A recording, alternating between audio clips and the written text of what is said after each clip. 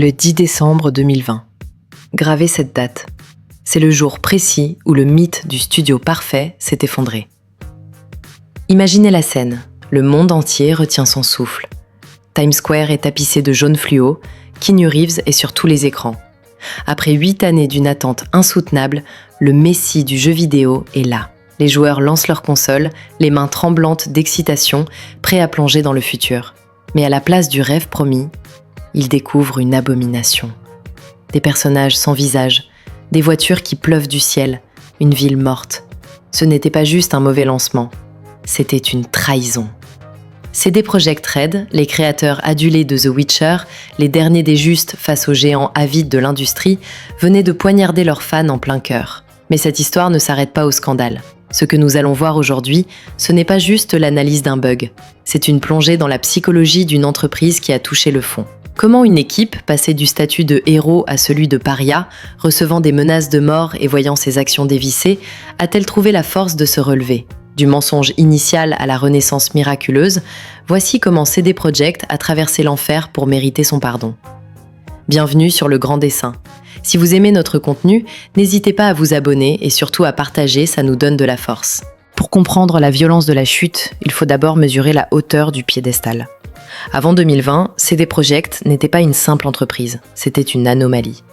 Nés sur les marchés gris de Varsovie, dans une Pologne post-soviétique, les fondateurs, Marcin Iwiński et Michał Kiciński, avaient une philosophie radicale. Nous sommes des rebelles. Alors que l'industrie du jeu vidéo devenait cynique, remplie de microtransactions et de jeux vendus en kit, eux offraient des extensions généreuses. Ils luttaient contre les verrous numériques. Ils parlaient directement aux joueurs, sans langue de bois. L'apogée de cette philosophie, c'est 2015, la sortie de The Witcher 3. Ce jeu n'a pas seulement défini une génération, il a créé un lien de confiance sacré. Quand vous achetiez un jeu CD Projekt, vous achetiez de l'artisanat de luxe. Vous saviez que votre argent allait à des passionnés. En 2019, la valeur boursière du studio dépasse celle d'Ubisoft. Une petite boîte polonaise vaut plus que le géant français. Ils sont intouchables. Ils sont les rois de l'Europe. Et comme dans toutes les grandes tragédies grecques, c'est précisément cet excès de confiance, l'hubris, qui va causer leur perte. Quand Cyberpunk 2077 est annoncé, l'ambition n'est plus de faire un bon jeu. L'ambition est de redéfinir la réalité. On nous promet une ville organique, une liberté totale, une révolution technologique. Mais derrière les murs du studio, la réalité est terrifiante. Les vétérans du studio tirent la sonnette d'alarme. Le moteur technique ne tient pas la route. Le jeu est trop gros, trop complexe pour les vieilles consoles PS4 et Xbox One. Mais la direction, ivre de son propre succès, n'écoute plus. Ils entrent dans ce qu'on appelle le Death March, la marche de la mort. Des mois de crunch intensif, des semaines de 100 heures. Des développeurs dorment sous leur bureau, sacrifiant leur santé, leur famille, persuadés qu'ils sont en train de forger un chef-d'œuvre. La direction commet alors l'irréparable. Quelques semaines avant la sortie, ils prennent la décision consciente de cacher la vérité. Ils n'envoient que des versions PC haut de gamme aux journalistes. Ils interdisent de montrer des images du jeu sur console. Ils savent que le produit est défectueux. Ils savent qu'ils vendent une coquille vide à des millions de joueurs sur console. Mais ils appuient sur le bouton lancement quand même. Le retour de bâton est d'une violence inouïe. Dès les premières heures, Internet se remplit de compilations de bugs hilarants, mais tristes. Le jeu devient un mème, une blague mondiale. Mais le rire laisse vite place à la colère, juridique et financière. Une semaine après la sortie, l'impensable se produit. Sony, le partenaire historique, décide de retirer Cyberpunk 2077 du PlayStation Store. C'est un événement sans précédent. C'est l'équivalent d'une librairie qui retirerait le dernier Harry Potter des rayons parce qu'il manque des pages. CD Projekt est publiquement désavoué, humilié. En bourse, l'action dévisse. Les investisseurs attaquent en justice pour publicité mensongère. Le studio publie alors une vidéo d'excuses. Des milliers de joueurs demandent à être remboursés, et CD Projekt n'a pas le choix. Des millions de dollars sont perdus. La confiance est perdue. On y voit Marcin Iwiński, le cofondateur, face caméra, le visage marqué, presque en larmes. Il demande pardon. Mais personne ne veut l'écouter. Le capital confiance, accumulé pendant 20 ans, s'est volatilisé. En 7 jours. Janvier 2021. Imaginez l'ambiance dans les locaux de Varsovie. Il neige dehors, il fait gris, et à l'intérieur, c'est le silence de la mort. Les bureaux, autrefois bouillonnants de créativité et de rire, ressemblent maintenant à une veillée funèbre. Les développeurs, ceux qui ont écrit le code ligne par ligne, sont dévastés. Ils lisent Twitter. Ils voient la haine. Ils voient leur travail de 5 ans traité de poubelle.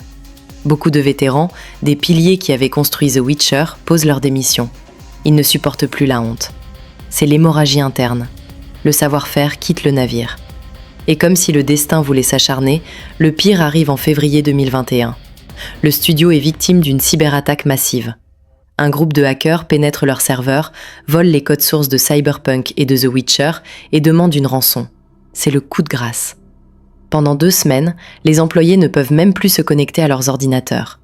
Le travail de réparation s'arrête totalement. Ils sont paralysés. À cet instant précis, CD Projekt est à genoux. Le monde entier parie sur leur rachat ou leur faillite. C'est là, au fond du trou, que la mentalité change. La direction cesse de regarder le cours de la bourse pour regarder ses employés dans les yeux. Ils décident de changer radicalement de stratégie. Fini le crunch obligatoire. Ils restructurent les équipes. Ils adoptent la méthode du silence radio. Plus aucune promesse, plus aucune date, juste du travail. C'est une traversée du désert qui va durer 2 ans. Savez-vous ce que représente le travail sur les correctifs 1.2, 1.3, 1.5 ? Ce n'est pas juste corriger des bugs, c'est de la chirurgie à cœur ouvert. Le moteur du jeu, le Red Engine, est un plat de spaghettis complexe. Pour réparer la conduite des voitures, ils doivent casser la physique. Pour réparer la police, ils doivent recoder l'intelligence artificielle de zéro. Chaque correctif crée 10 nouveaux bugs. C'est un travail de fourmi, ingrat, invisible. Pendant des mois, des centaines d'ingénieurs travaillent dans l'ombre, sans aucun remerciement, juste pour transformer un jeu cassé en jeu jouable. Ils ne le font plus pour l'argent, les ventes sont au point mort. Ils le font pour leur fierté, pour prouver qu'ils ne sont pas des incompétents. Et puis, l'improbable se produit. Le salut ne vient pas d'une ligne de code, mais d'une émotion. Septembre 2022. Netflix diffuse Cyberpunk Edgerunners, réalisé par le studio japonais Trigger. Ce n'est pas une simple publicité déguisée, c'est une œuvre d'art violente, colorée et tragique. La série capture l'âme de Night City. Elle rappelle au monde pourquoi cet univers est fascinant. La chanson « I Really Want to Stay at Your House » devient un hymne viral sur TikTok. Soudain, des millions de joueurs réinstallent le jeu. Ils ne viennent pas pour voir si les bugs sont corrigés. Ils viennent pour venger David et Lucy. Pour la première fois en 2 ans, les développeurs reçoivent des messages d'amour. Le vent tourne. C'est le carburant qu'il fallait pour le sprint final. Septembre 2023. CD Projekt abat sa dernière carte, l'extension Phantom Liberty. Mais attention, ne vous y trompez pas.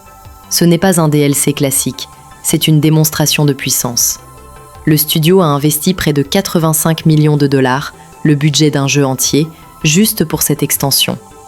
Ils engagent Idris Elba, une superstar mondiale, pour donner la réplique à Keanu Reeves. Ils lancent la mise à jour 2.0 qui change tout. Les arbres de compétences ? Refait. Le système de police ? Refait. Le combat en véhicule ? Ajouté. L'interface ? Modernisée. Ce n'est plus le même jeu.